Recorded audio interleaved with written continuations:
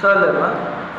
చదవనటి మాట దావీదు గారు రాస్తున్నటువంటి కీర్తన గ్రంథం ఇది 28వ అధ్యాయము 1వ వచనం.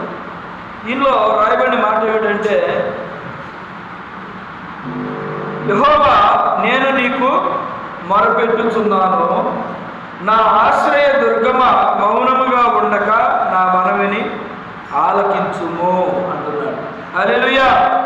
అందరూ ఒకసారి బిగ్గరగా చదవమా? అందరూ, చిన్న పెద్ద అందరూ హల్లెలూయా! చెవట్లా గట్టిగా చెప్పాలి. హల్లెలూయా! బాగా బలం తెచ్చుకుని చెప్పండి. హల్లెలూయా! ఇంకా బలంగా చెప్పండి. హల్లెలూయా! అలా ఉద్యమంగా చెప్తే అన్నిసార్లు చెప్పించండి, సరేనా?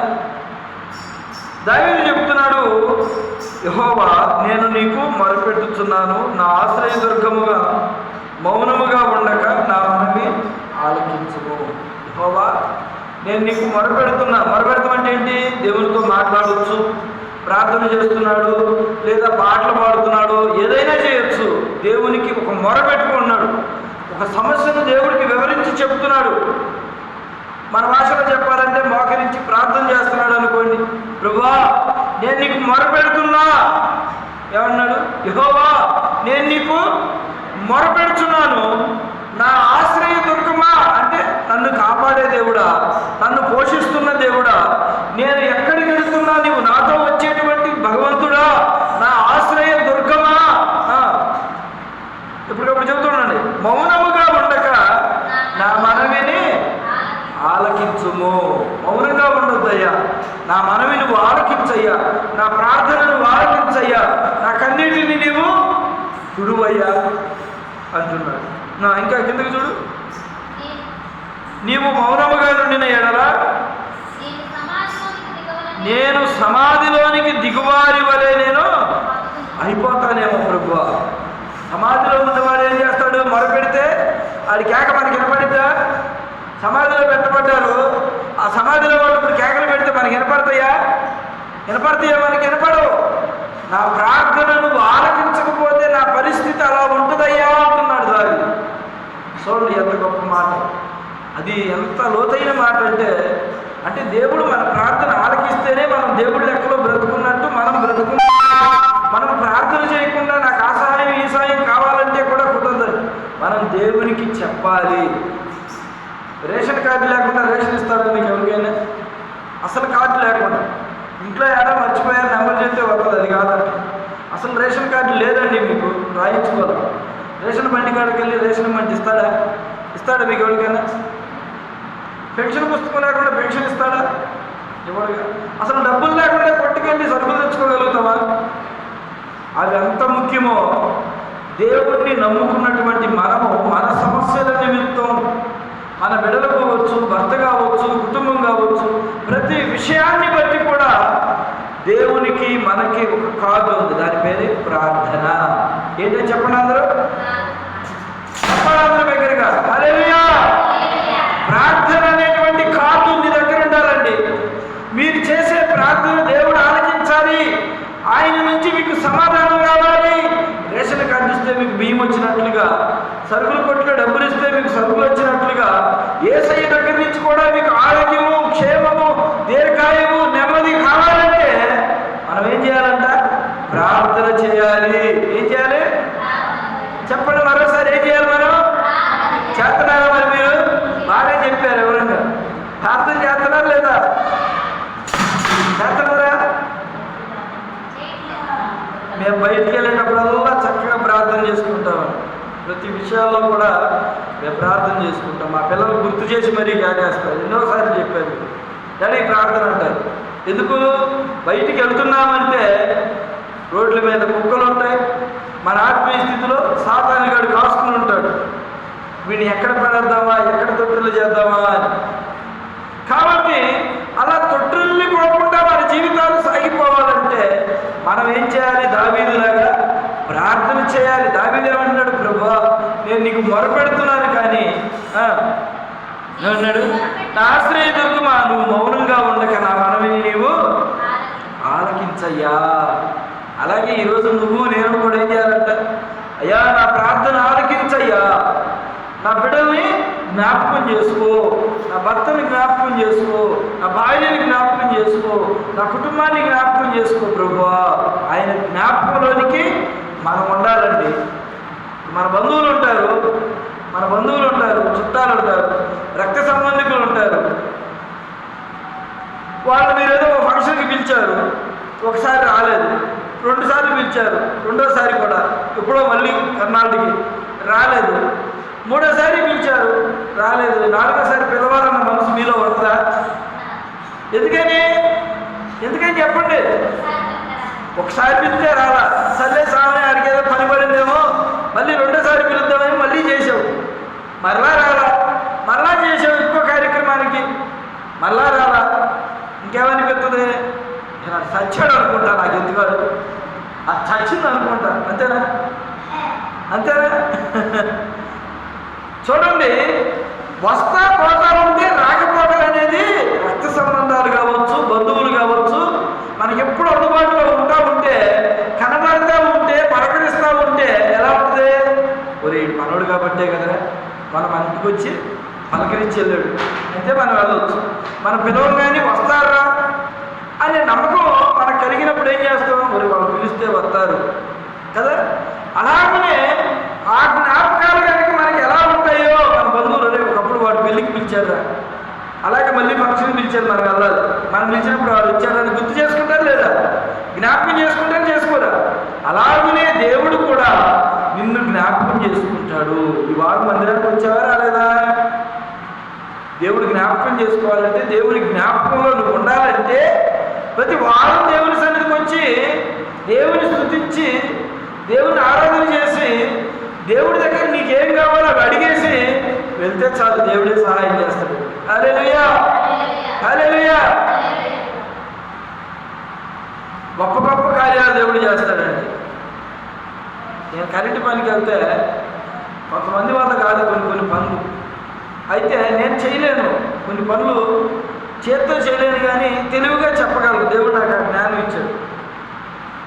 చాలా చోట్ల పనులు కాడ ఒప్పుకున్న మేస్తుల వల్ల కూడా కాని పనులు నేను సలహా చెబితే వెళ్ళి చేసి వచ్చారు. అది మనం గొప్పగా చెప్పుకోవాల్సిన పని లేదు. దేవుడిచ్చిన జ్ఞానం అలా పనిచేస్తుంటుంది మనలో. వివేకముగా ఆ వివేక జ్ఞానం దేవుడు అనుగ్రహిస్తాడు. ఇప్పుడు మనం అడుగు పెడుతున్నప్పుడు, బయటకు వెళ్తున్నప్పుడు, లోనికి వస్తున్నప్పుడు, మన పనిపాటులో యేసయ్యా ఈరోజు నేను పనిలో దిగుతున్నానయ్యా, పనిలోకి వెళ్ళేటప్పుడు నన్ను కాపాడుకుంటూ జ్ఞానముగా ఇచ్చే ఎక్కడ అవమానం జరగదు. అందుట్లో మేము చేసే పని ఏంటి? ఎలక్ట్రికల్ వర్క్ కదా, కరెంటు పని కదా. ఎక్కడ ఏ అపాయం కలుపుకోకుండా ఉండాలంటే దేవుని యందు భయభక్తులు కలిగి ఉండి దేవుడికి ప్రార్థన చేసుకుంటే దేవుడే నన్ను కాపాడుతూ ఉంటాడు. హల్లెలూయా, హల్లెలూయా. ఏ ఇబ్బందులు, ఏ సమస్యలు రాకుండా దేవుడు కాపాడాలంటే మనం ఏం చేయాలంటే ప్రార్థన చేయాలి. అప్పుడే దేవుడు మనకి ఏం చేస్తాడు? సహాయం చేస్తాడు, మేలు చేస్తాడు.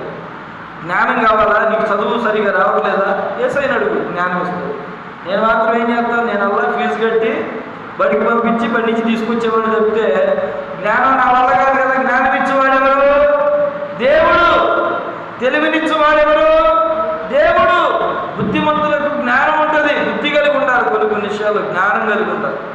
భర్త దగ్గర ఎలా ప్రవర్తించాలి, భార్య దగ్గర ఎలా ప్రవర్తించాలి, పిల్లల దగ్గర ఎలా ప్రవర్తించాలి, అటువంటి జ్ఞానాన్ని మనం కలిగి ఉంటే కుటుంబం కూడా జ్ఞానయుక్తంగా, సంతోషంగా, ఆశీర్వాదకరంగా ఉంటుంది. హల్లెలూయా.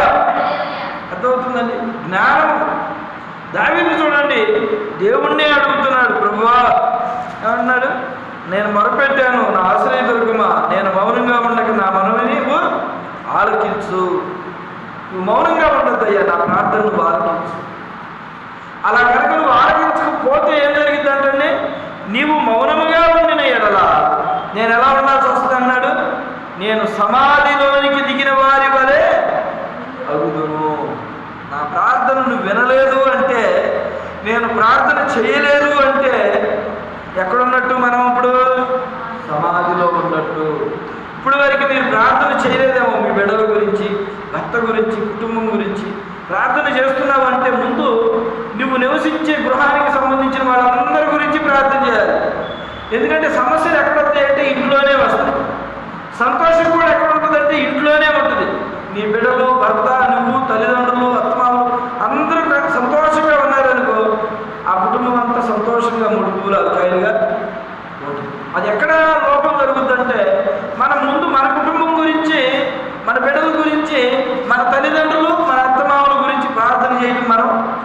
మర్చిపోదు. నేనే బాగుండాలి, నా బిడ్డే బాగుండాలి, నా భర్తే బాగుండాలి కాకుండా మన కుటుంబం సభ్యులు, మన బంధువులు, స్నేహితులు అందరి గురించి ప్రార్థన చేయటం వల్ల దేవుడు నిన్ను ఇంకా ఆశీర్వదిస్తాడే కానీ దానివల్ల నీకు ఏ కీడు కలగదు. అందుకే యేసుప్రభు వారు కూడా ఈ లోకంలో సంచరించినప్పుడు ఆయన ఏమన్నాడు? నిన్ను వలె నీ పొరుగు వారిని ప్రేమించు. అదేనండి, శత్రువుని సైతం ప్రేమించమన్న గొప్ప దేవుడు అండి. హల్లెలూయా. ఈ రోజున క్రైస్తవ్యం యేసుప్రభుని అనేక మంది ప్రజలు ఎందుకు నమ్ముకుంటారు తెలుసా? శత్రువుని ప్రేమించగలిగిన వాడు గొప్పవాడు. ప్రేమతో జయించాలి శత్రువుని. ఆడు కనపట్టుకున్నాడని నువ్వు కనపట్టుకుంటే ఇద్దరు కొట్లాడ జరిగితే అది ఎంత దూరం వస్తుందంటే పోలీస్ స్టేషన్ దాకా వెళ్ళి ఆడు సెటిల్మెంట్ అయ్యి ఆడు డబ్బు కట్టి ఏదో చాలా వ్యవహారం జరిగిపోతుంది. ఒకడు నీ కుడి చెప్ప మీద కొట్టినప్పుడు నువ్వు క్రైస్తవుడు అయితే నీ ఎడమ చెప్ప కూడా చూపించన్నాడు దేవుడు. అంటే ఈ చెమ్మ మీద కొట్టినప్పుడు ఇక్కడ కూడా కొట్టయ్యా, ఇక్కడ కూడా కొట్టు అని అన్నవాడే క్రైస్తవుడు అంటారు. అలా మనం సహించి భరించే ఓర్పు మనలో ఉంటే దేవుడు మన ఎంకి చూచి మనల్ని అక్కడ అవమానపరచు. మనం అనుకుంటాము అదేంటి అన్న, మనం చెమ్మ మీద కొట్టాం కానీ అది అవమానం కదా, మనకి తిరిగి వాడు 2 కొట్టాలి కదా అనుకుంటాం. దేవుడు అంటుంది అది కాదని, నిన్ను కుడి చెంప మీద కొట్టమని మరలా 2వ చెంప కూడా చూపించు. అప్పుడు వాడికి అర్థమైపోతుంది, వీడు నన్ను తిరిగి కొట్టలేదు కాబట్టి నాకంటే వీడు ఇంకా నీతిమంతుడు, నేనే దౌర్భాగ్యుడు, వాడు తిరిగి కొడతాడేమోనని కవించి కొట్టాను అని మన శత్రువు కూడా బాధపడేటువంటి క్షణాలను దేవుడు ఏర్పాటు చేస్తాడు. కాబట్టి అలా అని చెప్పి కన్నులు తింటా ఉండడమే కాదు, దేవుడు ప్రార్థన ఎట్లా ఉండాలంటే మన సహాయం సహకారం 2 మనలో ఉండాలి ముందు. కాబట్టి మనం తగ్గించుకొని ఉంటే ఏదో ఒక సమయంలో దేవుడు మనల్ని హెచ్చించి ఘనపరుస్తూ ఉంటాడు. హల్లెలూయా, హల్లెలూయా. ఒకప్పుడు మా పిల్లలంతప్పటి నుంచి మా అమ్మగారు చర్చికి వెళ్ళేటప్పుడు మేము మా అమ్మగారితో పాటు చర్చికి వెళ్తుంటే అక్కడ భోజనాలు పెట్టినప్పుడల్లా వాళ్ళు తిని అందించారు. సంఘస్థులు అందరూ తినేసి మా సంఘానికి దగ్గర 250 మంది సంఘం అంటే మరి ఏది మా ఊర్లో. అయితే ఆ సంఘంలో అందరూ భోజనాలు చేసినాక ఆ గిన్నెలు క్యాన్లు అన్నీ కడగడానికి ఎవరు ఉండేవాళ్ళు కదా. నేను, మా అమ్మగారు, ఇంకో సంఘస్థులు ఎవరో 2-3 ఉండేవాళ్ళు. మేమే వాళ్ళు భోజనాలు చేసి వెళ్ళాక ఆ గిన్నెలు క్యాన్లు, ఎందుకంటే అద్దెకి తెచ్చి మళ్ళీ అద్దెకివ్వాలి కదా, కడిగి వాడలు ఇచ్చేసి వెళ్ళిపోతే ఆ సామాన్లు ఆయన సాయంత్రం వచ్చి తీసుకెళ్ళేవాడు. ఎందుకని అలా చేయాల్సి వచ్చిందంటే మేము అప్పుడు ఒక ఆశ కలిగి ఉన్నాం. ఏంటంటే మనం దేవుని పని చేస్తే దేవుడు ఏదో ఒక రోజుకి అప్పటికప్పుడే కాదు ఏదో ఒక రోజుకి నాకు మేలు చేయకపోతాడా, ఏదో ఒక సంవత్సరంలో ఏదో ఒక కాలంలో దేవుడు నాకు ఆశ్రయ దుర్గముగా ఉండకపోతాడా, నన్ను కాపాడకపోతాడా, ఏదో ఒక అపాయం వచ్చినప్పుడు నన్ను తప్పించకపోతాడా అనే విశ్వాసంతో మేము దేవుని పనులు నమ్మకంగా జరిగించాం. కనుకనే ఈ రోజున దేవుని ఆత్మను బట్టి నడిపింపును బట్టి ఈ రోజున నిలబడి దేవుని వాక్యాన్ని నేను ప్రకటించగలుగుతున్నా. హల్లెలూయా. దేవుని మార్గంలో బిడ్డలను కూడా నేను నడిపించగలుగుతున్నాం. హల్లెలూయా. భార్యను కూడా దేవుని సన్నిధికి నడిపించగలుగుతున్నాం. వాళ్ళు ఫస్ట్ నుంచి క్రైస్తవులే, కానీ లోతైనటువంటి అనుభవం కలిగినటువంటి క్రైస్తవులు కాదని నామకార్థపు క్రైస్తవ్యం చేసేవాడు.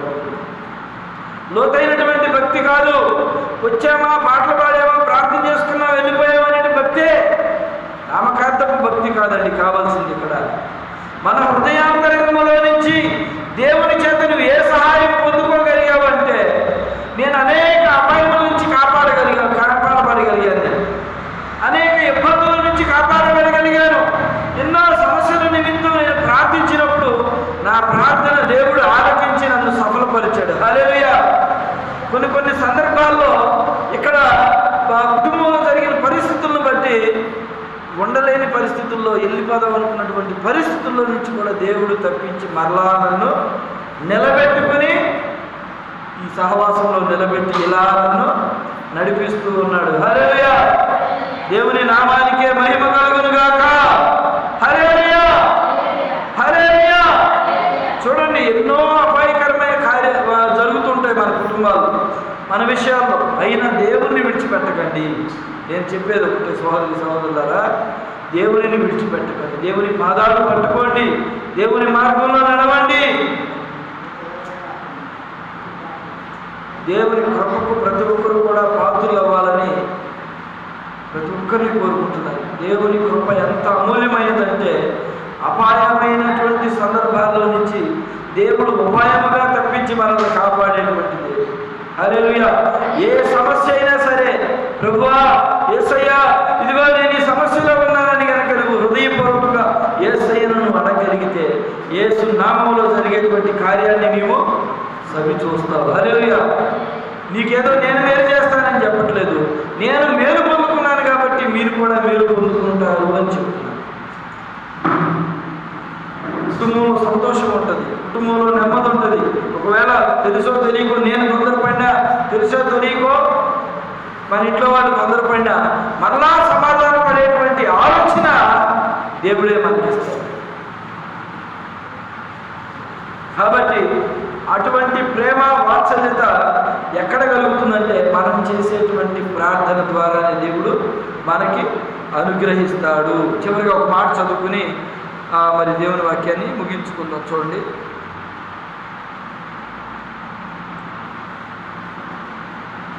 సామెతల గ్రంథము 29వ అధ్యాయము 25వ వచనం.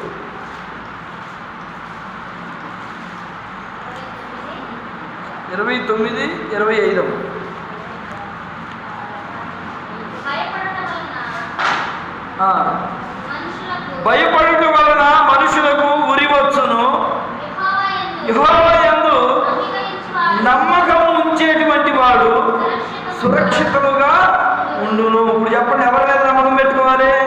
భర్త మీద కాదు, భార్య మీద కాదు, బిడ్డల మీద కాదు, ఈ బంధువుల మీద కాదు. ఎవరి మీద నమ్మకం పెట్టుకోవాలంటే మనము యెహోవా మీద, అంటే దేవుని మీద. చదువు, మళ్ళా చదువు మా మాట. భయపడటం వలన మనుషులకు ఉరి వస్తుంది అంటండి. భయపడితే మనిషికి ఉరి వస్తుంది. ఎట్లా? కరోనా వచ్చింది, వామ్మో కరోనా వచ్చిందంటే బాబోయ్ అన్నారు ప్రజలందరూ. అవునా కదా? వచ్చేసింది అన్న భయపడ్డారు. బలహీనులుగా ఉన్న వాళ్ళకి చిన్న జ్వరం వచ్చినా కానీ వామ్మో కరోనా వచ్చిందని చెప్పి మంచాన పడ్డారు. నేను ఆ మంచాన పడతాం నేను అంతే సంగతి. ఎక్కడికెళ్ళారు? పైకి చూడబాకండి, భూమిలో పాతి పెట్టబడ్డారు. ఎందుకని? భయం వలన ఉరి వస్తుంది. దేవుడిని బట్టి ధైర్యం తెచ్చుకోవాలి. నా దేవుడు నన్ను కాపాడుతాడు, నా దేవుడు నన్ను సంరక్షిస్తాడు అన్న ధైర్యము ప్రతి వ్యక్తిలో కనుక కలిగితే నీవు అంత ధైర్యవంతుడు ఈ లోకంలోనే ఉండడు. చూడండి, సమస్యకప్పుడు భయపడకూడదు. భయపడటం వల్ల ఏమొస్తుందంటే మనకి ఉరి వస్తుంది, చావు వస్తుంది, భయం వల్ల రోగం వస్తుంది.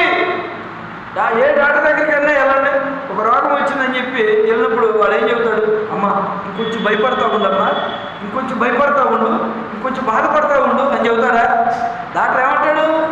ధైర్యంగా ఉండు, ఏం పర్లేదు, ఇలాంటివి వస్తాయి అంతే, నేను ముందుస్తాగా, ఏం పర్లేదని ముందు ధైర్యం చెబుతాడు దేవుడు. డాక్టర్ దేవుడు కూడా అదే చెబుతున్నాడండి. నువ్వు భయపడద్దు. నువ్వు ఒక సమస్యను చూసి భయపడ్డావంటే అనారోగ్యం వస్తుంది, వ్యాధులు వస్తాయి, బాధలు వస్తాయి. ప్రతి విషయంలో కూడా దేవుడు నీకు ఇచ్చిన జ్ఞానాన్ని బట్టి, నీకు ఇచ్చినటువంటి మంచి మనసును బట్టి నువ్వేం చేయాలంటే, నా దేవుడు నాకున్నాడు, నా దేవుడిని బట్టి నేను ముందుకి కొనసాగుతాను. వెనుదిరిగి చూడకూడదు. సమస్య వచ్చిందని ముందుకి కొనసాగాలి. బ్రతుకుట క్రీస్తే, చావైతే లాభమే. చెప్పండి, బ్రతుకుట క్రీస్తే, చావైనా లాభమే. బ్రతికితే యేసయ్య సన్నిధికి వస్తాం, దేవుడు పాటలు పాడతాం, దేవుడిని ఆరాధన చేస్తాం, మన సమస్యల గురించి దేవుడికి చెబుతాం, దేవుడే సహాయం చేస్తాం. చచ్చిపోయామనుకో ఎక్కడికి వెళ్ళిపోతాం? పరలోకానికి వెళ్ళిపోతాం. శుభ్రంగా అక్కడ ఏ గొడవ లేదు. బళ్ళానికి తెచ్చిపెట్టాలి, పిల్లలకి తెచ్చిపెట్టాలి, ఫీజులు పెట్టాలి. అవునా? ఏ ఇబ్బంది ఉండదు. ప్రశాంతంగా దేవుని సన్నిధికి వెళ్ళిపోతాం, దేవునితోనే ఉంటాం, దేవుని సన్నిధిలో ఆనందిస్తాం. ఈ భూమి మీద ఉన్నంతకాలం అయ్యో నా పిల్లల భవిష్యత్తు ఏంటి, నా భార్య భవిష్యత్తు ఏంటి, నా భర్త భవిష్యత్తు ఏంటి, లోకంలో ఉన్ననాడు మనకు ఉండే సమస్యలు అయ్యే. చనిపోతే నేను అదే ఉండదండి. దేవుడి దగ్గరికి వెళ్ళి దేవుడి దగ్గర స్తుతి పాడుటకే బ్రతికించిన జీవనదాతవు నీవేనయ్యా. స్తుతి పాడుటకే బ్రతికించిన జీవనదాతవు నీవేనయ్యా.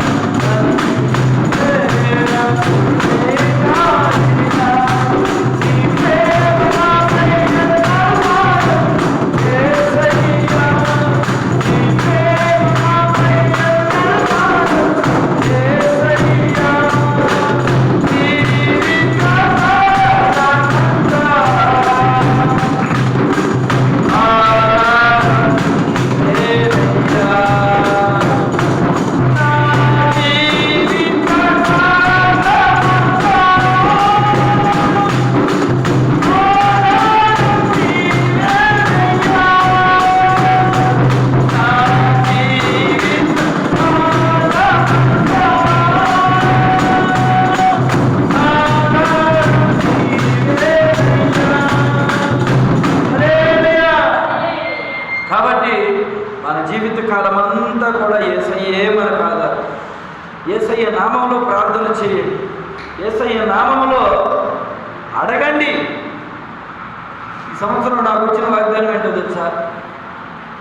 యేసు నామములో తండ్రిని ఏదైతే నువ్వు అడుగుతావో దానిని నేను నీకు సహాయం చేస్తాను అని చెప్పి.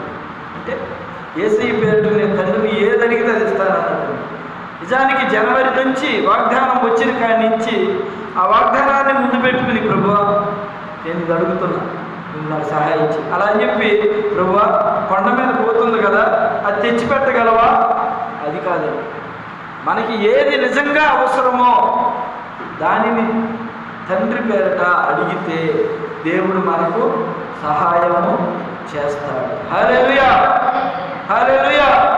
దేవుడు వాక్యం చోట ఉంటుందండి, చాలా బాగుంటుంది. ఏంటంటే నిన్ను అప్పు చేసేవాణిగా ఉంచను కానీ అప్పు ఇచ్చేవాణిగా నేను చేస్తానని వారు ధ్యానం చేసి నా జీవిత కాలంలో ఈ రోజుకి కూడా అయ్యా నా తిండికి జరగట్లేదు, 100 రూపాయలు సహాయం చేయండి, 1000 రూపాయలు సహాయం చేయండి అని అన్న రోజులే లేవు. ఎందుకని చెప్పండి? నేను దేవుణ్ణి అడుగుతున్నాను. ఏమడుగుతున్నాను? ప్రభువా ఆకాశంలో నుంచి ధననిధి ఎలా దిగిపోవాలి, ఎలా దిగిపోవాలని నేను ఎప్పుడు అడగలేదండి. ఎలా కావాలని అడిగానంటే ప్రభువా నాకు శక్తినివ్వు, బలాన్నివ్వు, అదేవిధంగా నేను పని చేసుకోవడానికి పని కల్పించు. అంతేకాని దేవుడిని అడిగేది ఎలా దిగిపోవాలంటే ఎట్లా కుదురుతుంది? దేవుడు ఒకేసారి అలా ఇస్తారా? బైబిల్ గ్రంథంలో కూడా ఎవరికి అలా ఇచ్చిన దాఖలా లేదండి. ప్రతి ఒక్కరూ కూడా దేవుని యందు భయభక్తులు కలిగి ఉంటే దేవుడు కల్పించేటువంటి వనరులను మనం సద్వినియోగం చేసుకోవాలి తప్ప ఎలా దిగివచ్చేయాలంటే ఏది అవ్వదు. ప్రార్థన చేయాలి. దావీదు ప్రార్థన చేశాడు కనుకనే అడుగుతున్నాడు, బలముగా అడుగుతున్నాడు. నువ్వు నా ప్రార్థన వినకపోయినా, నేను నీకు ప్రార్థన చేయకపోయినా నేను సమాధిలో పెట్టబడినటువంటి వాడు, సమాధిలో ఉన్నటువంటి వాడు. మీరు ప్రార్థన చేయండి. ప్రార్థన చేయకపోతే ఎలాంటి వాళ్ళంట? సమాధిలో దాచబడిన వారితో సమానం. సమాధిలో ఉన్నవాడు ప్రార్థన చేస్తే ఉపయోగం ఏమైనా ఉంటుందా? సమాధిలో ఉన్నవాడు ఇప్పుడు వచ్చి రాజేషు జ్యోతిర్మాని కేకేస్తే వినపడిద్దా? వినపడదు. అలాంటి బ్రతుకుగా మనల్ని ఉండకూడదని దేవుడు కోరుకుంటున్నాడు. హల్లెలూయా, బిగ్గరగా చెప్పాలి హల్లెలూయా. దేవుడి మాటలు దీవించి ఆశీర్వదించును గాక. మీ గురించి, మీ కుటుంబాల గురించి, మీ కుటుంబంలో ఉన్నటువంటి సభ్యుల గురించి ప్రార్థన చేయండి. దేవుడు ఒక గొప్ప కార్యం మీ కుటుంబాల్లో చేయబోతుంది. ప్రార్థన చేయండి. ప్రార్థనే మీకు బలం. ప్రార్థన వలనే విజయం, ప్రార్థనే ప్రకారము, ప్రార్థనే దేవా ప్రార్థన నేర్పయ్యా, ప్రార్థించకుండా